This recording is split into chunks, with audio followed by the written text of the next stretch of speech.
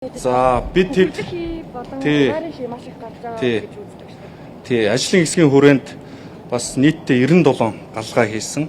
Үүний бол 13 айлд нь 48 галгааг за яг айл өрхүүд дээр дөл 100 байна, одоо энгийн 100 байна, пишин байна.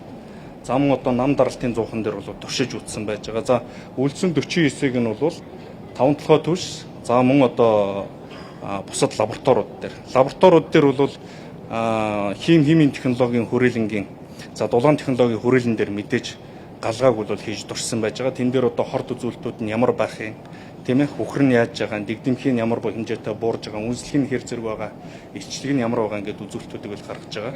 За мөн за байж одоо тэр асуултанд нь би хариулаад байна. За мөн одоо тэгингийн нүүрснийхээ одоо тэгингийн үзүүлэлтүүдийг бас шинжилүүлсэн байж байгаа. За SGS гэдэг олон улсын итгэмжлэн лабораторид өгсөн. За мөн уулуурхай технологийн одоо хүрээлэнгийн төв лаборатори дээр бас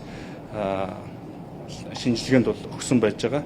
За ингээд үзэхлээр одоо мидлингтэй бид нар ингээд харьцуулаад үзэх юм бол хагас коксон одоо шахмал түлшин маань үзүүлэлт за дэгдэмхий бол нийтдээ 45.8% буурж байгаа.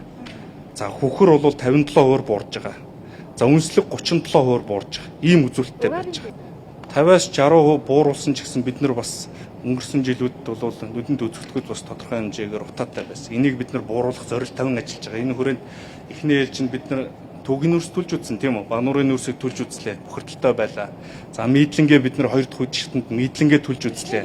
За мидлингээсээ бид нар одоо цаашаа дамжаад хөгжүүлэх ёстой тийм үү? Мидлингээ бид нар хөгжүүлээд одоо хагас кокс гэдэг бүтээгдэхүүн рүү шилжиж байгаа. Одоо цаашаага бид нар 4 дахь үе рүүгээ орох юм бол урт хугацаанд хийрүү шилжих юм бодлого бол баримтлаа явж байгаа.